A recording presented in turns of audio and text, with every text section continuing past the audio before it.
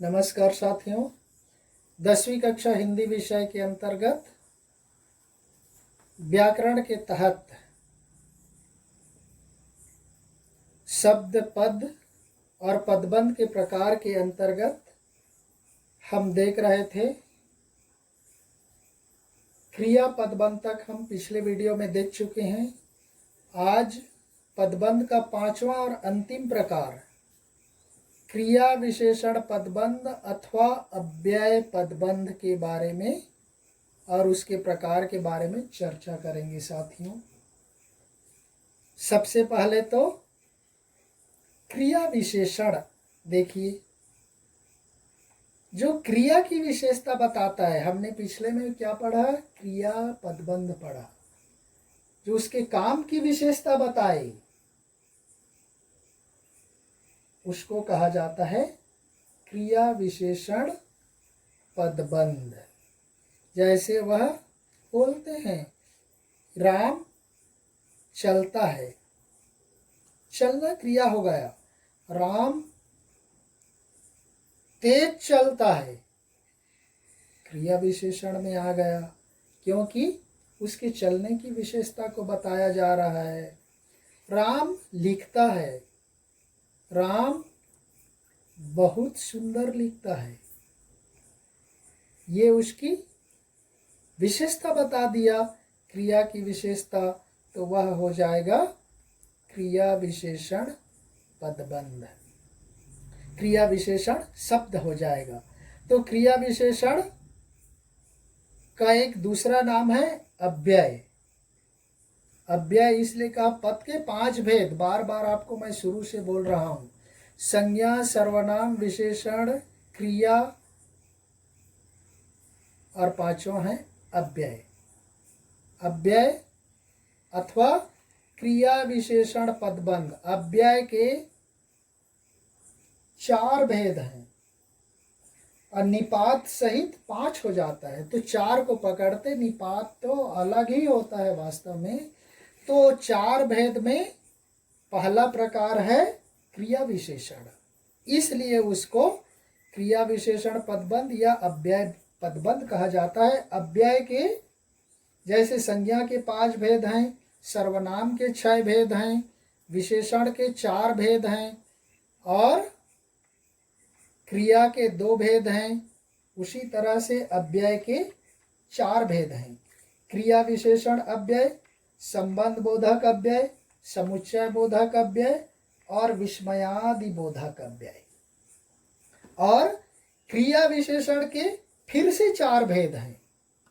देखिए, ये आपको बहुत डिटेल जाता है। क्रिया विशेषण के 4 भेद: कालवाचक क्रिया विशेषण, स्थानवाचक क्रिया विशेषण, परिमाणवाचक क्रिया विशेषण और रीतिवाचक क्रिया विशेषण।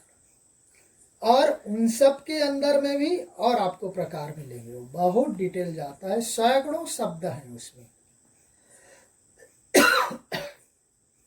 तो हम उतना बहुत डिटेल नहीं जाएंगे, केवल क्रिया विशेषण के प्रकार को समझ लेंगे, उतना ही काफ़ी है। अव्यय के प्रकार आपको जानना बहुत जरूरी है, क्योंकि अव्यय का पहला प्रकार ही क्रिया विशेषण अव्यय है, यहाँ पर जिसको पदबंध नाम दिया गया।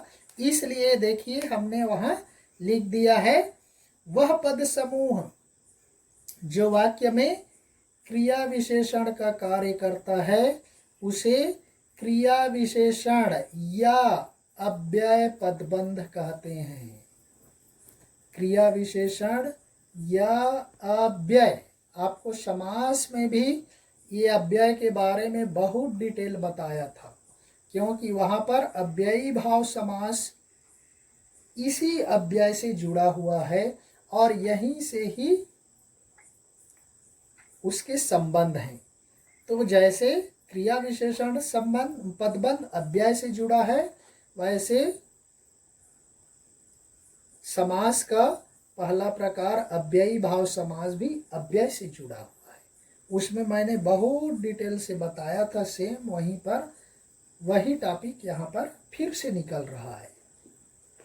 तो कम से कम आपको अव्यय के प्रकार क्रिया विशेषण, संबंध सूचक, समुच्चय बोधक, विस्मयादि बोधक, ये 4। और इसके अलावा है क्रिया विशेषण के 4 भेद, कालवाचक, स्थानवाचक, परिमाणवाचक और रीतिवाचक। ये 4 जानना जरूरी है, तभी आप उसके शब्दों को पहचान कर क्रिया विशेषण पदबंध के उदाहरण को आसानी से समझ सकते हैं। तो देखिए किस तरह से है यहाँ पर इसके उदाहरण, जो इसमें सैकड़ों शब्द हैं जिसको सबको याद करना मुश्किल है। लेकिन जैसे कालवाचक बोल दिया, देखिए कालवाचक, काल बोलने से ही पता चलता है। काल का मतलब समय से है, आज, कल, परसों, सप्ताह, प्रतिवर्ष, प्रतिदिन, आज, कल, अब, तब, जब, कभी, प्रायः, लगातार, निरंतर, शीघ्र, सुबह, शाम, दोपहर, आज, कल, परसों, ये सारे काल से संबंधित है। इस तरह के कोई भी शब्द उस उदाहरण में प्रयुक्त होता है तो हम समझ जाएंगे कि ये क्रिया विशेषण पदबंध के उदाहरण है। दूसरा, स्थान, स्थानवाचक क्रिया विशेषण में देखिए, स्थानवाचक के अंतर्गत है इधर उधर, ऊपर नीचे, यहाँ वहाँ, अंदर बाहर, इस ओर और चारों तरफ, दाएं बाएं, ऊपर नीचे, ये सारे उसके अंतर्गत आ जाते हैं। स्थान, स्थान के बारे में पता होना चाहिए।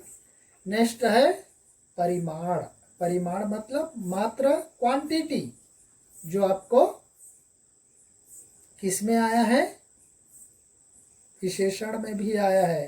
परिमाणवाचक विशेषण, निश्चित परिमाणवाचक, अनिश्चित परिमाणवाचक। तो यहाँ पर परिमाणवाचक क्रिया विशेषण में भी सेम वैसे ही आएंगे। इसमें दोनों तरह के आएंगे, थोड़ा, बहुत, अधिक, जरा, किंचित, तनिक, लगभग, सर्वथा, पर्याप्त, केवल, बूंद बूंद, अल्प, ये सारे उसके अंतर्गत आ जाते हैं। और चौथा है देखिए रीतिवाचक क्रिया विशेषण। रीति, रीति मतलब ढंग, तरीका। तो वह कैसा है, जैसे उसके रीति के संबंध में, जैसे धीरे धीरे, तेज, ध्यानपूर्वक, झूठ, कैसे, जैसे, ऐसे, वैसे, उचित, अनुचित, ज्यों त्यों, सच, यथार्थ, कदाचित, भली भांति, ध्यानपूर्वक, और निपात के अंतर्गत भी ये आ जाता है न, नहीं, मत, अतएव, न, नहीं, मत, ये निपात का उदाहरण है। वास्तव में ये रीतिवाचक क्रिया विशेषण के अंतर्गत प्रयुक्त होते हैं। तो ये कुछ शब्द हैं जिसके माध्यम से हम यहाँ पर उसके उदाहरणों को आसानी से पकड़ सकते हैं। तो चलिए देखते हैं उदाहरण नंबर 1। सचिन बहुत अच्छा खेलता है। देखिए बहुत ही सरल है। सचिन क्या बन गया, संज्ञा बन गया। खेलता है क्रिया बन गया। विशेषण अच्छा हो गया। बहुत अच्छा, ये क्रिया विशेषण हो गया। मान लो यहाँ पर बोल दिया जाता सचिन अच्छा खेलता है, तो ये क्रिया विशेषण नहीं होता, क्या होता, विशेषण हो जाता। विशेषण पदबंध हो जाता है, सचिन अच्छा खेलता है। लेकिन अब बहुत अच्छा को भी निकाल दो, सचिन खेलता है, अकर्मक क्रिया हो गया, क्रिया बन गया। देखो वहां पर कर्म नहीं है, अकर्मक क्रिया बन जाएगा खेलना, जो हम क्रिया के अंतर्गत में आएंगे। तो खेलता है कर दिया तो क्रिया बन गया। अच्छा खेलता है बोल दिया तो विशेषण बन गया। बहुत अच्छा खेलता है बोल दिया गया तो क्रिया विशेषण बन गया। ये आपको आसानी से समझना है। देखिए नेक्स्ट दूसरा देखिए, बालक रोता हुआ सनई सनई अपनी माँ के पास पहुंच गया। सनई सनई धीरे धीरे, यहाँ पर देखिए रीतिवाचक में आ गया। तो ये उसका बच्चे की विशेषता, उसकी क्रिया की विशेषता, धीरे धीरे कैसे पहुंचा, धीरे धीरे पहुंचा, ये बता दिया। नेक्स्ट तीसरा, वह दौड़ते दौड़ते थक गया। देखिए वह दौड़ना उसके बता रहा है कि वह कैसे दौड़ रहा है। दौड़ रहा है, धीरे चल रहा है, ज्यादा चल रहा है, तेज चल रहा है, तो दौड़ रहा है। ये रीतिवाचक के अंतर्गत आ जाएगा, दौड़ते दौड़ते थक गया। नेक्स्ट चौथा देखिए, गाड़ी बहुत देर से छूटेगी। देखिए छूटेगी क्रिया के अंतर्गत, क्रिया छूट गई, छूटेगी क्रिया के अंतर्गत आ जाएगा। देर से विशेषण आ जाएगा। बहुत देर से, जैसे वहां फर्स्ट में देखिए बहुत, क्रिया विशेषण आ गया। नेक्स्ट पांचवा देखिए, तेज दौड़ता हुआ हिरण गायब हो गया। गायब हो गया क्रिया, दौड़ना क्रिया है, कैसे गायब हो गया, कैसे दौड़ता हुआ, तेज दौड़ता हुआ, तो तेज आ गया। तेज क्या है, रीतिवाचक के अंतर्गत है। रीतिवाचक क्रिया विशेषण, आपको प्रकार नहीं जाना है, लेकिन मैं समझाने के लिए उसके प्रकार बता रहा हूं आपको। केवल उन शब्दों पर, तेज दौड़ता हुआ हिरण जब आ जाएगा तो वहां पर आ जाएगा क्रिया विशेषण पदबंध। नेक्स्ट छठवां उदाहरण देखिए, छोटे बच्चे चलते चलते गिर पड़ते हैं। चलते चलते वही आ गया, रीतिवाचक के अंतर्गत आ गया। जैसे दौड़ते दौड़ते, सनई सनई, वैसे चलते चलते, धीरे धीरे। नेक्स्ट सातवां देखिए, हमारा खेत इस कोने से उस कोने तक फैला है। ये अक्सर परीक्षाओं में पूछ दिया जाता है साथी। देखिए इस कोने से उस कोने तक किसके अंतर्गत आ गया, स्थानवाचक में आ गया। स्थान, इस कोने से उस कोने तक, जैसे बोल दिया जाता भारत उत्तर से दक्षिण तक एक है। उत्तर से दक्षिण क्या बन जाता, वह स्थान से संबंधित हो जाता। उत्तर से दक्षिण तक, तो यहाँ पर किधर से किधर तक स्थान से संबंधित हो जाता, तो उत्तर से दक्षिण।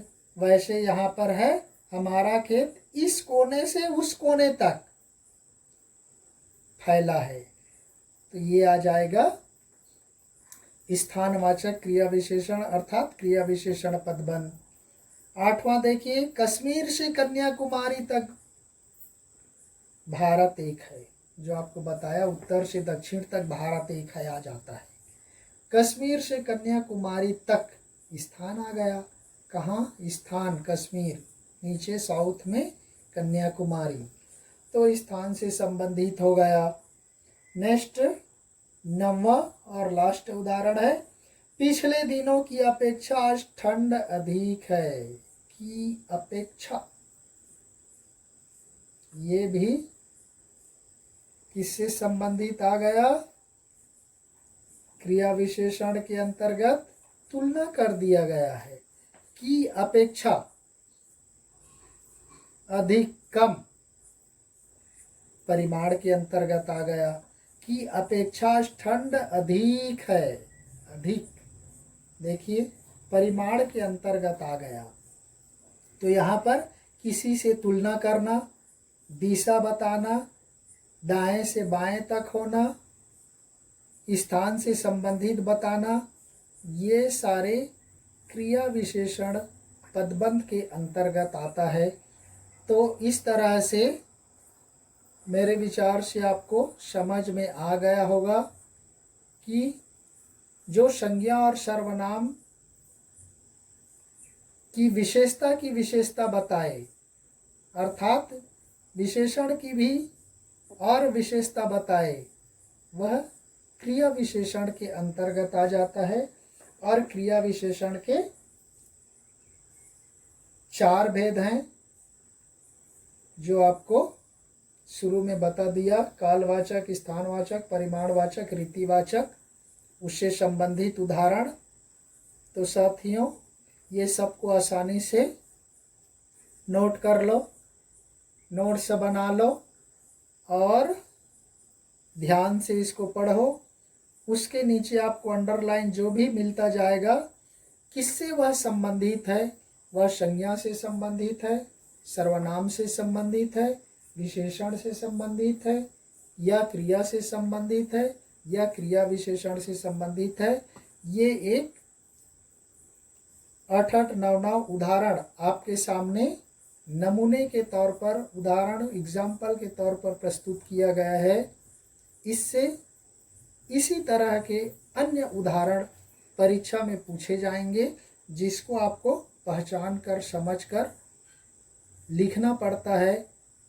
उस पदबंध के प्रकार वहाँ पर 4 रहेंगे, उसमें आपको देख करके चुनना पड़ेगा, सेलेक्ट करना पड़ेगा कौन किसके अंतर्गत आता है। तो मेरे विचार से इतना बताना काफ़ी है, समझ में आ गया होगा, ऐसा मैं उम्मीद करता हूँ। इसी के साथ ही आपका व्याकरण से संबंधित पैरा कहना चाहिए, तीनों मैंने वीडियो के द्वारा प्रस्तुत कर दिया, चाहे समास हो, चाहे वाक्य रूपांतरण हो, चाहे कि शब्द पद पदबंध के प्रकार हो। अब आपके सामने केवल एक बचता है व्याकरण के तौर पर मुहावरे, जो आपको मैं मुहावरे सभी को मालूम है, पिछली कक्षा में भी मैंने मुहावरे के बारे में बहुत विस्तार से आपको पाठ पढ़ाते वक्त हर पाठ में मैं कोई ना कोई मुहावरे आपको ज़रूर बताता था। तो मुहावरे आपको सीधा वीडियो के द्वारा तो नहीं दिया जाएगा, केवल व्हाट्सएप के द्वारा आपको सूचित कर दिया जाएगा। आप उसको देखकर लिख लेना, या दीक्षा ऐप में जा कर के नोट करना, या कोई व्याकरण पुस्तक हो तो उससे संबंधित मुहावरे नोट कर लेना है साथियों।